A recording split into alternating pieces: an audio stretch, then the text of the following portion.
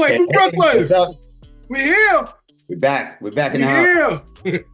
Yes, sir. Clay from Brooklyn, football with the fellas. And who am I here with? It's your man Mayzo, all about Big Blue. Yes, it is. Yes, it is. Another episode, huh? Another one. So, This is you fun. know, a lot of people have been saying, well, what are y'all going to talk about after the draft? We always got stuff to talk about. What are you talking Always. about? There's all Always. kinds of stuff to talk about. We're signing undrafted free agents. We've already talked about a few of them, right? Oh, yeah. And we're going to keep doing that. One of the things I wanted to talk about is our salary cap situation, which is, how can I put this? Bad. There's a situation with a salary cap is what we're saying? There's a situation with salary cap. So, you know how many teams there are in the NFL, right? 32 teams. 32. I was counting. You know what place we're in as far as available cap space? 15. 32nd. 32nd. 32nd. We are last place. Wait a minute. We used up all our cap space? All cap space. When the season ended, we were right kind of in the middle of the pack in terms of cap space. That is not the case anymore. So is that because of signing, like, the guys we traded for? I mean, it's a variety of things. And shout out to overthecap.com for providing this tool. But if you look at this tool, you'll see that we have $1 million left. Now, if you or I had $1 million left, that'd be a good day. Right. But for a team that had $288 million as their liabilities and $289 million as their cap space, that's not enough. It's not We enough have at all. $1 million left of the 289 that should be available to us. Wait a minute. Then are we gonna be able to sign did we sign our rookies? We have not signed the draft picks yet, which we don't have to. We don't have to sign them yet. We have some time before we have to sign them. And there's a lot of cap magic that's going to go on. We're going to be fine. But right now, we can't do anything like sign some brand new free agent, to some big deal without making some changes. So changes are coming. And we're in May now. You may have heard me say earlier, there's this June 1st designation in the NFL where if you move on from a player who has future money owed to them and the dead cap hits, if you get rid of them before June 1st, all that money hits your salary cap this year. But if you do it after June 1st, then you can split it into 2 years. Half of it hits this year and half of it hits next year. So we're probably going to do that. There's probably some people we're going to get rid of. As you look here at some of the salary cap hit, you see Brian Burns' cap hit is $29,750,000 this year. We can lower that, right? We can do some renegotiating and restructuring to lower that for this year so that he doesn't have a $29 million cap hit, basically $30 million cap hit this year. But we're not cutting them. Lawrence and his 23.6, Andrew Thomas and his 21. I mean, there's people we can make some moves with that would free up some more money, and I'm sure that's what's going to happen. There's also people we can cut, right? I'm pretty sure we're going to cut, for example, Graham Gano. Here's Graham Gano right here. Is that Graham got to go? Graham got to go. Graham got to go. Where it says age 38, that is too old. Yeah. And been hurt the last couple of seasons. And, again, very good kicker, but that $5.6 million cap hit, no thank you. If we get rid of him before June 1st, we save $3.1 million. After June 1st, we save even more than that. So that's just an example. Raheem Nunez-Roches would save us $3.6 million. I'm feeling like either he's going to go or he's going to get restructured, right? Those people we can say goodbye to and save all of that money. Or we can say to them, like we did to Darius Slayton a couple of years ago, look, we want you, but we can't afford you at this price. So would you be willing to redo your deal? The 49ers did that with Kyle Juszczyk, right? They cut their fullback, Kyle Juszczyk, a couple of months ago, and everybody was like, wow, they got rid of Juszczyk. And then the next day he was back, but with half the salary cap. So they literally had to release him so they could then re-sign him as a free agent at a lower rate. I guess they had like a handshake deal and said, this is what we're going to do. Because I'm sure they said to him, you'll be back tomorrow, but we have to do it this way or the league won't let us save the money on the cap. Again, like we did with Darius Slayton a couple of years ago. And he was like, I still want to be here. So sure. Okay. I'll take the lower salary. But we're going to have to do something. Yeah, you got to do some magic on the cap. on the cap. Now, $1 million. So there's also the fact that, you start training camp with 90 bodies, right? 90 people, but only the top 51 salaries count against your salary cap until the season starts when you cut down to, the 53. So we're going to be, trying out a whole lot of people. I've been trying to find the list of all the players that we're inviting to camp. And I have to say, it's been hard for me to find it. But I did find one list of 80 of the players on bigblueinteractive.com. So shout out to Big Blue Interactive for having this available. This is Big Blue Interactive's list of the 80 players that are currently on our roster. And I'll just give you a quick overview. According to Big Blue Interactive, there's 38 offensive players, there's 38 defensive players, and there's 4 special teams players. That's how we arrive at the 80. That does not include the undrafted free agents. So people we've been talking about, like Makari Page, that safety out of Michigan. right.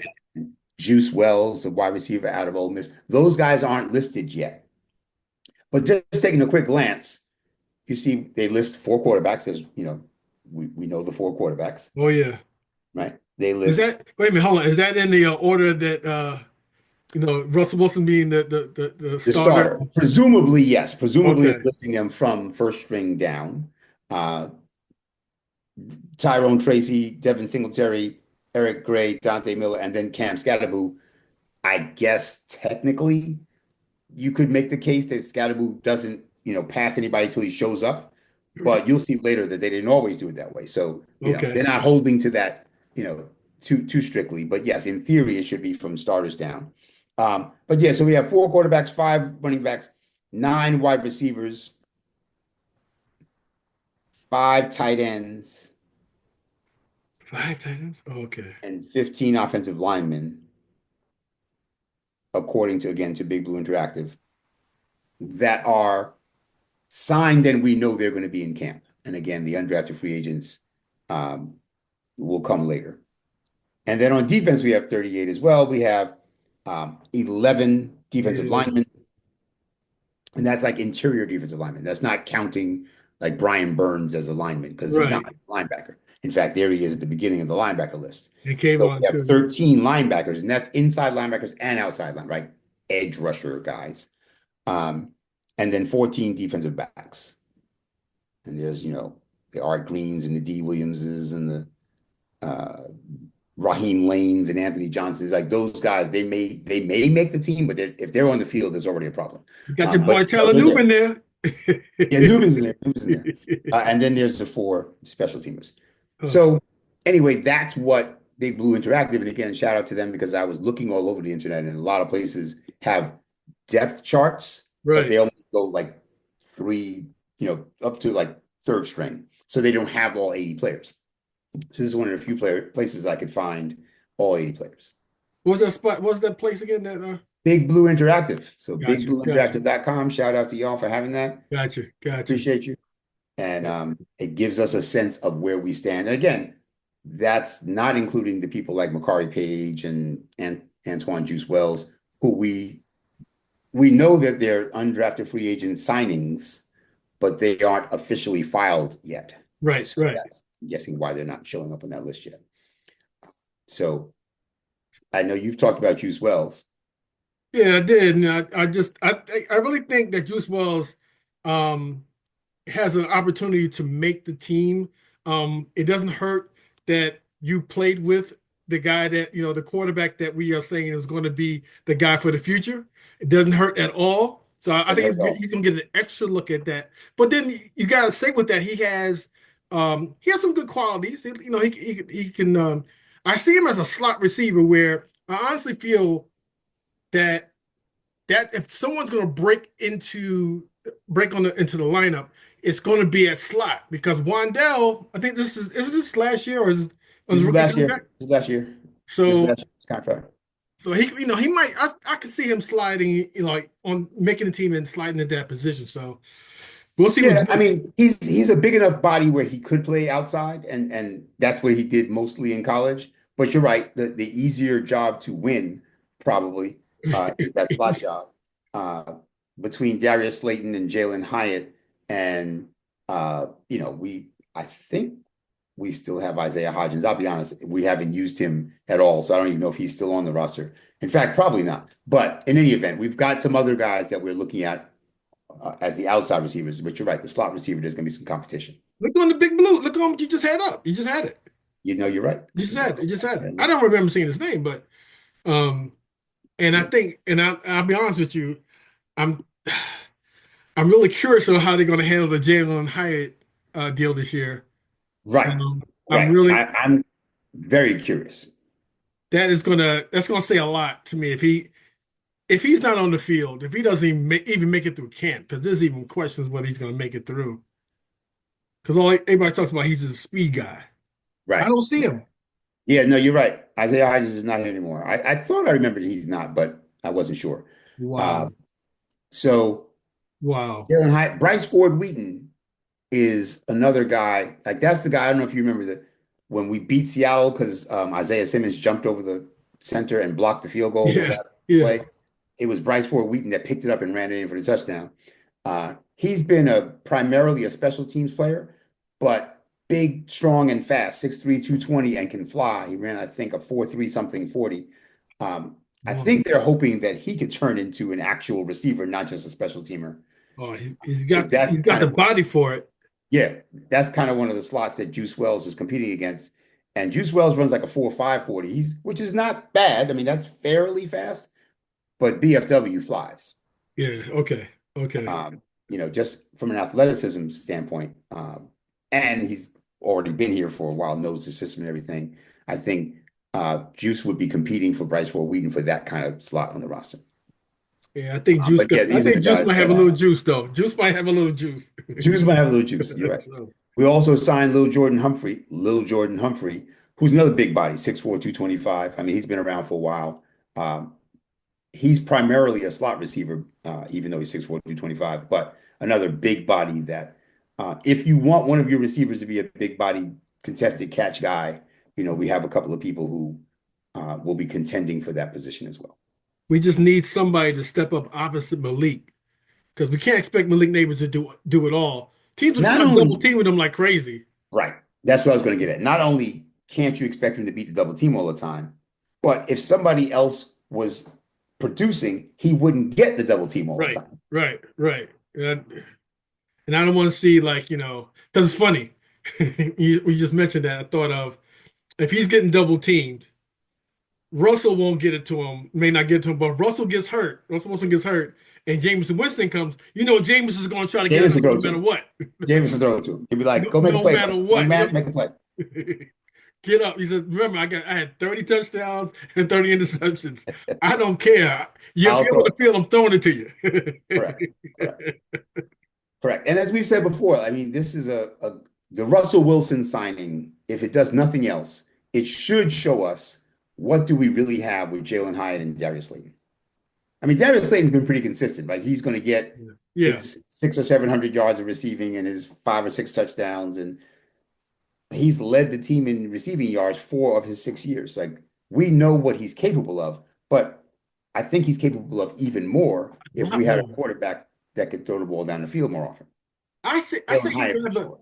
he's gonna have a big year. I actually feel he's gonna have a big year because teams are gonna be looking at Neighbors. He's getting all the hype, and Russell will definitely, like you said, he can definitely hit, Slayton. So it's If we get Slayton and Hyatt combined, 800 yards, 6 touchdowns, that's not bad. I'm hoping it's even a little more than that because Slayton's been getting 600 or 700 yards by himself. right, So if we have to maybe cut him down a little bit just to get to get Hyatt a little bit more, because they're not both going to be on the field that often at the same time because Neighbors is on the field, right? So right. and we're always with at least one tight end, sometimes two tight ends, and a running back. So if we get 800 or 900 yards and 6 or 7 touchdowns out of the two of them, that's a solid wide receiver 2 production.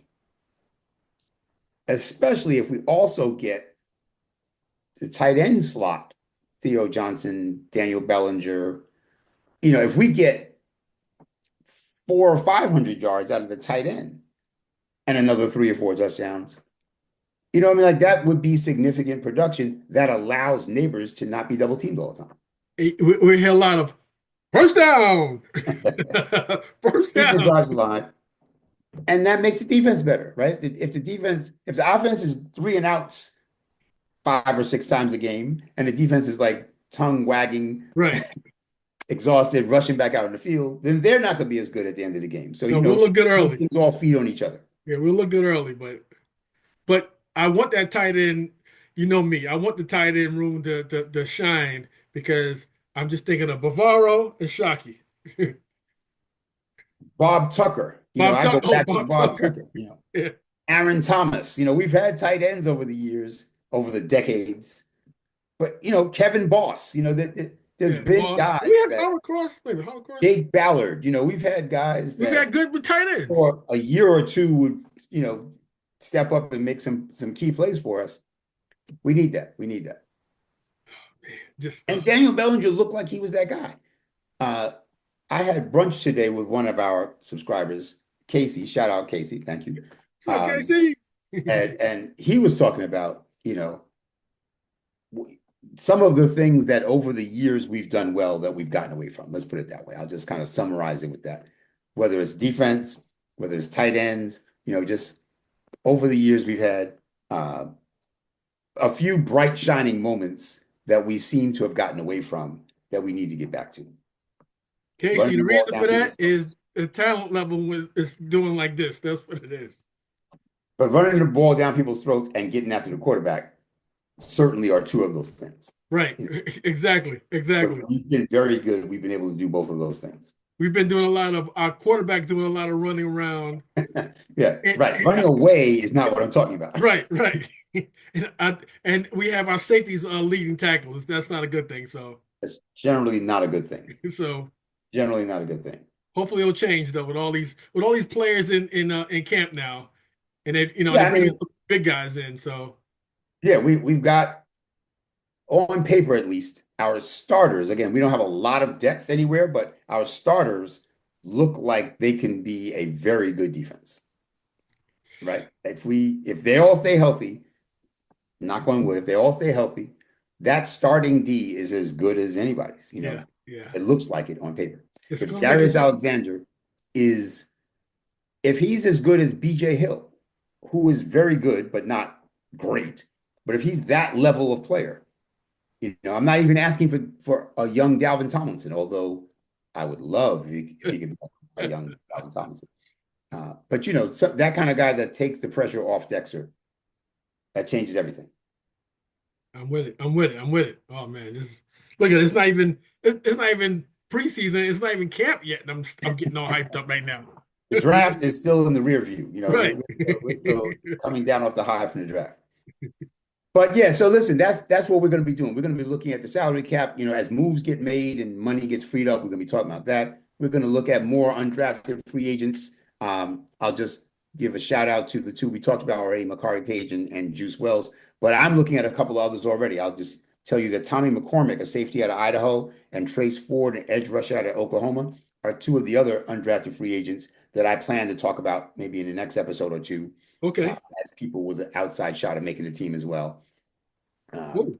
They seem to have a combination of athleticism and production that makes me think that they're at least worth a longer look. Some of the guys on the undrafted free agent list, I'm like, I think you're just here because we need 90. Yeah. I don't expect you to be here when we start reducing. Right. But these guys actually seem like they might have a shot of sticking around for a little while. Cool. That works. All right. So listen, there's going to be more. Stay tuned. Please take a minute and if you haven't already, like, subscribe, share, comment, the usual things that we ask of you. We want to hear what you think as well. Not only about what we think, but what do you think? Definitely want to know what you think. Definitely want to know what you think about these undrafted guys. How you think the team is going to do, and and what we're going to do. Is Russell going to be all right? Jackson's going to be. Don't worry about Jax. He's going to be all right. Hopefully he doesn't get too many snaps early. Please don't. No. But yeah, he'll be fine.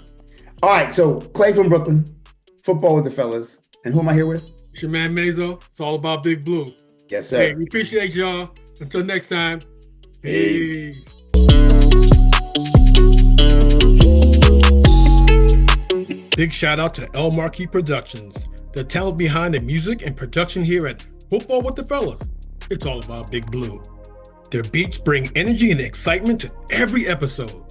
El Marquis' skills in mixing, mastering, and creating top quality sound make the podcast come alive each week. For your own projects, check out elmarquisproductions.com and take your sound to the next level.